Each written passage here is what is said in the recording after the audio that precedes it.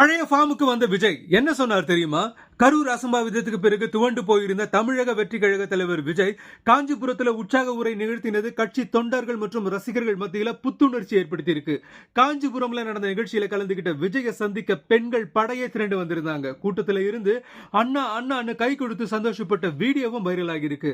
விஜய் பேசும்போது நமக்கு எல்லாமே கொடுத்த மக்களுக்காக திருப்பி எல்லாமே செய்யணும், அதுவும் சட்டப்பூர்வமா செய்யணும், அதிகாரத்தோட செய்யணும், ஒட்டுமொத்த தமிழ்நாட்டு மக்களுக்கும் செய்யணும், ஒரே மாதிரி சமமா செய்யணும், ஒரே எண்ணத்தோட செய்யணும் அப்படிங்கிற ஒரே லட்சியத்தோட தான் அரசியலுக்கு வந்திருக்கும்.